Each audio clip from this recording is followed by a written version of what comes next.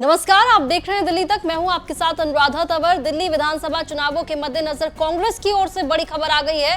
Congress party ने Kalkaji seat पर अपने उम्मीदवार का नाम घोषित कर दिया है। जी हां, कांग्रेस सिलेक्शन कमेटी की ओर से अलका लांबा का नाम अप्रूव किया गया है कालकाजी सीट के लिए। तो अब ये तय हो गया है कि दिल्ली की मुख्यमंत्री आतिशी के खिलाफ कालकाजी सीट पर कांग्रेस की नेता अलका लांबा चुनाव लड़ेंगी। हालांकि आपको बता दें कि पिछले काफी वक्त से कयास लगाए जा रहे थे कि कालकाजी सीट पर कांग्रेस अलका लांबा को उतारना चाहती है। जब कांग्रेस की ओर से दूसरी लिस्ट जारी होने वाली थी और सीईसी की बैठक चल रही थी, उस दौरान भी जमकर ये कयास लगाए गए कि अलका लांबा का नाम दूसरी लिस्ट में आ जाएगा। लेकिन उस वक्त पर चर्चा ये सामने आई कि अलका लांबा शायद चुनाव लड़ने के लिए, दिल्ली विधानसभा का चुनाव लड़ने के लिए इंटरेस्टेड नहीं है।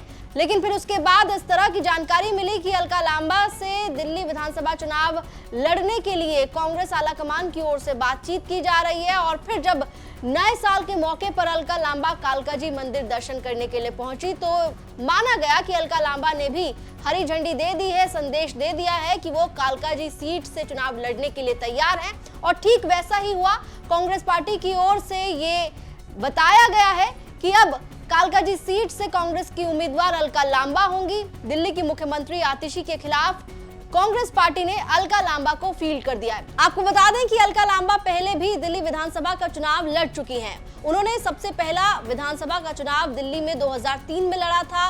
बहुत ही खास सीट मोती नगर की सीट से अलका लांबा ने 2003 में मदन लाल खुराना, जी हाँ, दिल्ली के पूर्व मुख्यमंत्री मदन लाल खुराना के खिलाफ अलका लांबा ने चुनाव लड़ा था। हालांकि वो चुनाव हार गई थी, लेकिन उसके बाद अलका लांबा ने जब दूसरा चुनाव लड़ा तो कांग्रेस से नहीं लड़ा। वो जब आम आदमी पार्टी में शामिल हो गई तो आम आदमी पार्टी के टिकट से अलका लांबा ने 2015 में चांदनी चौक सीट से चुनाव लड़ा था और अलका लांबा चुनाव जीतने में कामयाब हुई थी। अलका लांबा चांदनी चौक सीट से जीतकर विधायक बन गई।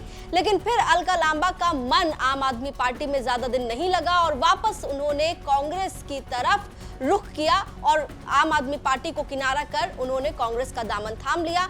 2020 में भी अलका लांबा ने कांग्रेस के टिकट पर चांदनी चौक से चुनाव लड़ा था, लेकिन 2020 विधानसभा चुनाव में अलका लांबा जीत दर्ज नहीं करा पाई थी, असफल रही। लेकिन अब कांग्रेस पार्टी ने एक बार फिर से अलका लांबा पर बड़ा दांव चला है और उन्हें दिल्ली की मौजूदा मुख्यमंत्री आतिशी के खिलाफ चुनावी मैदान में उतार दिया है कालकाजी सीट से। अब ये मुकाबला दिलचस्प हो गया है। देखना होगा कि बीजेपी की ओर से कालकाजी सीट के लिए किसे उम्मीदवार बनाया जाएगा। आप लोगों की क्या राय है, आप कमेंट करके हमें बता सकते हैं। दिल्ली से जुड़ी हुई तमाम खबरों के लिए देखते रहिए दिल्ली तक।